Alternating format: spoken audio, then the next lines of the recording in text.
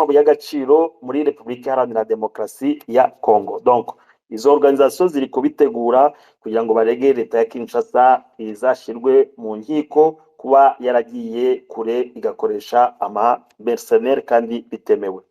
Ati se ko UN itemere kwicarana n'imitwe itwaje intwaro, ntabwo M23 twabisobanuye cyane, ntabwo M23 ibarwa nk'umutwe itwaje intwaro, bahita kuko ifitanye amasezerano na leta, hakaba ari na za resolution za Conseil de sécurité. Ibyazanye Bintou Keita yaraje gukurikirana resolution yafashwe ya Conseil de sécurité des Nations Unies, akaba kubera ari representante wa secrétaire général yagombye kuza kwicarana na AFC M23 kugira ngo akurikirane iyo resolution niba a processus yayo igezehe. Nta kosa yakoze, ni mu nshingano ze kuza kubonana na AFC M23 atari groupe armé non étatique comme groupe armé étatique kandi ifitanye amasezerano. UN ni partie prenante w'amasezerano M23 agiranye na leta, nabo bayasinyeho. Urumva c'est normal ko aza nta kosa yakoze muri cadre y'inshingano afite. Ati se Amerika iri tayari kuza gufatana ingabo baze kuri ibyo. Amerika ntishobora, Amerika iri kuvuga Kinshasa avugana na FCM 23, twebwe ni utavugana nayo nimutumvikana, ahubwo twebwe nibyo twasinyanye ntibizigera biba. Iyo rero kuma ngo Amerika izazana aba Marines abakomando bamanuke Bukavu Goma baze barase, iyo ibintu bitazigera biba n'umunsi numwe, surtout ko bitari no muri processus yabo ya politique y'igisirikare cya Amerika, et surtout que Amerika ariyo gushira puissance yayo kugira ngo Kinshasa ivugane na M23. Ati se ko hari umukomantateri wavuze ati FDLR ngo ni igihumbi. Yo, c'est normal. Mu Bufaransa ubu hari abo bita ba Mitterrandien. Aba Mitterrandien ni abakurikiza politike ya Mitterrand, bashigikiye interahamwe, bagize participation direct ou indirect muri genocide yakorewe abatutsi mu Rwanda. Niba rumvise umujournaliste avuga nkuko ubu ari muri link y'aba Mitterrandien bapfobya genocide, bashigikiye FDLR, bavuga ko hagomba kuba dialogue inter-rwandais entre les FDLR na leta y'u Rwanda. Barahari benshi mu Bufaransa bagifite iyo ngengabitekerezo. Umubare wa FDLR turawukurikirana umunsi ku wundi, nibidushobokera mu cyumweru gitaha tuzabaha ikiganiro special kuri FDLR. Batangiye bate, bigenze bate, umubare wayo, unit z'abahantu ziri, uko batangiye n'abayobozi babo baba bari hanze baba bari mu gihugu, ukuntu bakoze recrutement nshya. Ubu hari bafite n'abana b'abasore bari kuva mu Bufaransa, bari kuva mu Bubiligi, babonye za formation. Tuzavuga des centres za formation bakoreye nka Nyamitaba yo yonyine ahantu bakoreye formation hapasinze FDL basaga 2,000. Ejo bundi muri 2023 niba atari 24 mu ntangiro, iyi mibare dufite ubu ngubu ihagaze i Bujumbura ntabwo harimo de 8,000, hari ya Uvira n'abakiri kuzagaragara hari mu Rutare, meme nara mu Rutare muri parti ya FCM 23 bakirimo, hari abakizagaragara mu Rutare n'abari za Sud Kivu hari ya Zantuza batari munsi y'ibihumbi 15. Ubu ngubu FDL ntabwo ifite moins de 20,000 hommes, ababara bashya n'abiyongeyeho n'izindi ntuza. Tuzabisobanura ukuntu bagiye biyongera, ukuntu bagiye bakura, n'amasantre bagiye babaformeramo, n'ahantu nzira bari gucamo bava i Buraya n'abari kuva muri Amerika. Hari nk'umwe wari ufungiwe i Kinshasa witwa niba ari Sirko, yafungiwe ku gihe cya Kabila, sinzi ababirigi baje gushyiraho pression baramurekura, aragenda yarasiga baswati bari Canada, ni bari manza muri Canada. Amakuru derutse kubona ubu ngubu ari Kinshasa, Kinshasa ari gushaka kuza Bujumbura kugira ngo baze gufungura front nord hariya za Beni. Mu minsi mike azaba ari Beni n'igikundi kinini gisaga nk'aba FDLR 1,000 baturutse Brazzaville n'abandi muri za Malawi. Donc iyo commentaire umenye ko naba Mitterrandien, naho FDLR yararekrise no biracyarekrita bari kuva mu bihugu hose kwisi, baje gusanga abari basanzwe mu gihugu n'abandi bakongomani barekrise bari kumwe nabo bamaze kuba aba FDLR. Donc imibare yabo ni myinshi cyane kandi bafite ibikoresho leta ya Kinshasa na leta ya Bujumbura n'ababirigi bari gukomeza kubahereza kugira ngo bazane umutekano muke mu karere. Tuzakora ikiganiro special nibidushobokera semaine prochaine kugira ngo tubagezeho izo nkuru zose z'ubushakashatsi twakoze mu karere sur FDLR na position barimo ubu ngubu. Murakoze. urakoze cyane. Okay, tukadukoresha agenda noneho. Dashanti wabaza rapidement urakurikirana. Nakwakira ikibazo Yego. kimwe gusa teretare y'iminota Hasigaye abantu 5. babiri gusa. Dashanti na JPK na Joseph muhite mubariza icyarimwe ahita basubiza. Murakoze.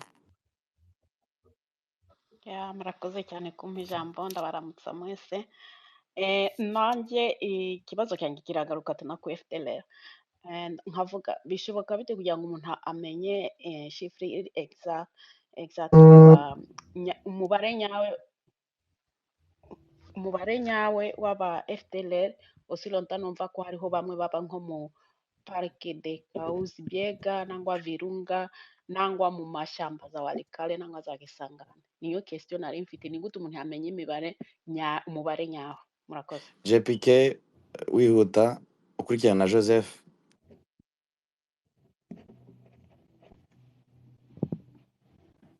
Kibuti ntabwo uhari ubwo Joseph yabaza kugira bahite babasubiza.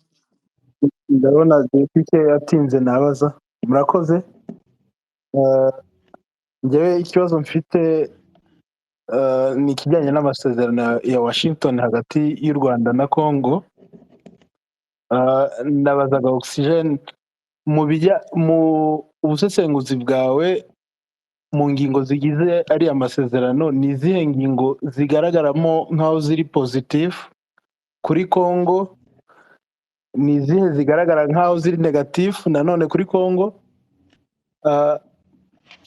akaba ari n'izihe zigaragara nk'iziri positive ku Rwanda n'iziri negative ku Rwanda.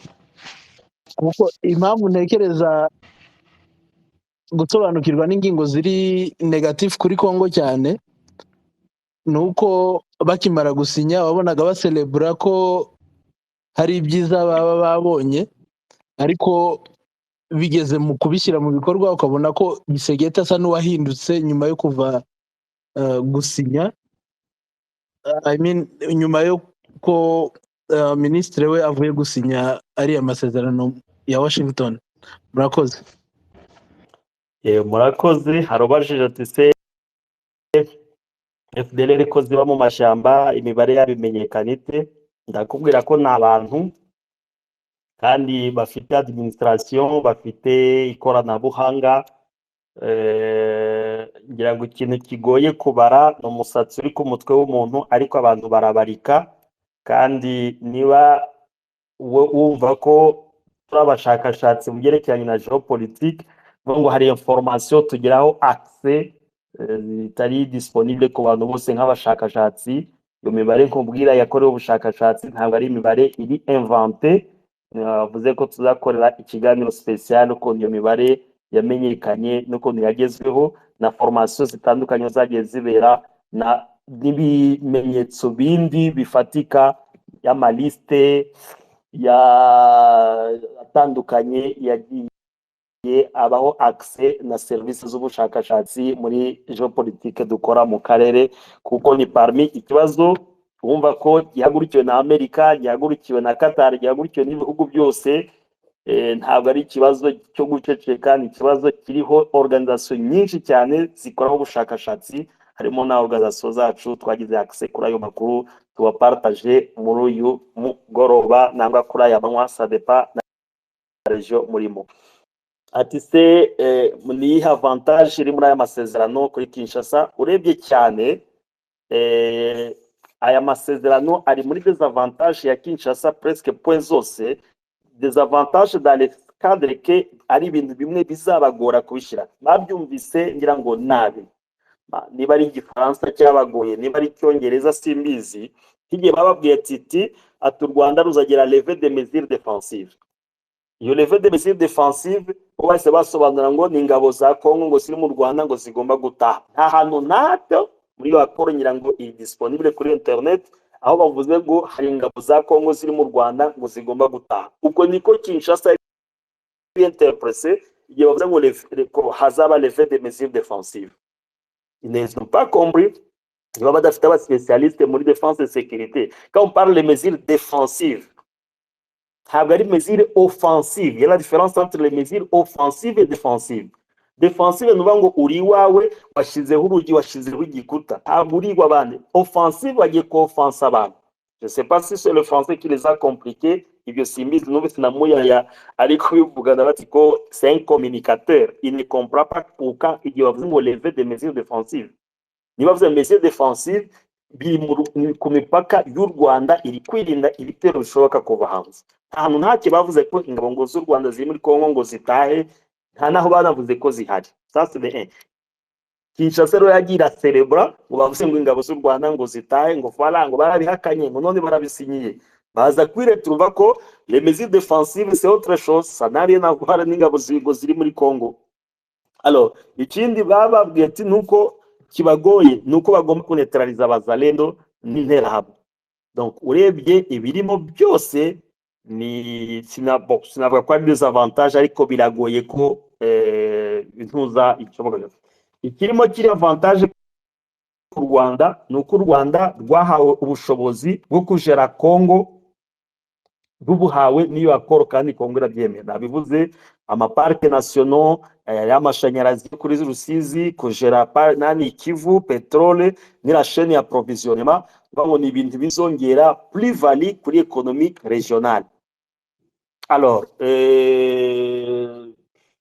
sinavuga ko amasezerano à 80% ari avantage y'u Rwanda, hakaba harimo avantage ya Congo ya 20%. Voilà, iyo avantage nayo ikaba ari uko iyemeye aya masezerano noneho amahoro akaba kuko nayemera hazaba operation zo kudetraiza FDLR kandi bakaba baremeye ko RDF ishobora kuzatanga umusada officiellement noneho muri Congo kugira ngo ifashe FARDC ikibazo cy'interahamwe gikemuke. Donc bifate muri 80-20. 80 c'est l'avantage y'u Rwanda et 20% ni avantage ya Congo yabiri muri aya masezerano. Murakoze. Urakoze cyane. Mbere yo kugenda hari umuntu wagerageje kuzamuka biranga yanditse ikibazo, sinzi niba atari ngiri mu gusoma neza cyane wanditse yabajije ngo se ni iki gitegereje airport ya Bujumbura mu gihe kubera ko ariyo ikomeza kwinjiza bari abantu mu gihe AFC iramutse idecidinze kuhafata ngo Amerika yavuga iki? Sinzi kuru niko yanditse mu kibazo cye, sinzi ko nabisomye neza ni nguko. Amerika ntabwo ari partie prenante wa conflit, ni garant wa ntuza w'amasezerano. Ngo ibiri kuba byose ni hagati ya AFC/M23 na leta ya Kinshasa. Igihe AFC Kinshasa ishobora ku advancinga ije gukura AFC/M23 mu birindiro irimo, nuko ngo ikizaba nyuma ikingiye Kinshasa izakirengera ntacyo Amerika izigera ivuga na gato kuko izabibaye violation ya cessez-le-feu. Donc kandi kugira ngo iri aeroport nyine akamaro kayo karangire nuko Uvira yaba libere na Kalemi. Ibyo ngibyo bikaba bihesheje AFC/M23 kuba blocs frontière hagati y'u Burundi na Congo, akaba nta indi menace ishobora kuhaturuka. Aussi longtemps que nta menace habaye iturutse Kinshasa, nabo baracyagarda position yabo ya cessez-le-feu kandi bari mu biganiro. Ariko Kinshasa niramuka igerageje ku advancinga, amakuru dufite nuko nabo bazakomeza kandi bakayirepusa. Nkuko nabivuze igisirikare cya Congo ubu ngo kiri mu bibazo bikomeye, nuba ngo aide bashobora kubona nkuko nabivuze swati no Burundi nangwe interahamwe nangwa bara mercenaires, ariko nabo bizaba bibagoye kuko mercenaria yari hari yari y'abarume ils étaient plus forts kurusha même bara abakolombiens. Abakolombiens nabamenye kurwanira muri jungle kandi territoire ya Uvira na hariya za Kabare iki ngira ngo ni mu mastepe ntabwo ari mu mashamba, ne sont pas spécialistes de ça. Donc muri choix même ya mercenaria ndibaza ko Kinshasa ikiri gushakisha ntabwo baraba mercenaires na tere kwimeze bashobora kwimenyera, ntabwo ari bari kurwana muzakurikirana intambara y'abafarke muri Colombie itandukanye kure kure n'intambara iri kurwana na FCM23, surtout avec la technologie ubu ngubu bafite, bamaze kubona n'indege noneho Sukhoi, mu makuru dufite ko Sukhoi kuri aeroport yamaze kuba repare na helicopter yari hari, no kuba bafite na force aérienne, bafite force navale, bafite na force terrestre, imbaraga zariyongeye kugira ngo Kinshasa yagombye kumiza beaucoup plus ku masezerano igakemura ikibazo politiquement naho kugikemura militairement. En tout cas les forces ziri limitées za Kinshasa kugira ngo ishobore guhangana na FCM23.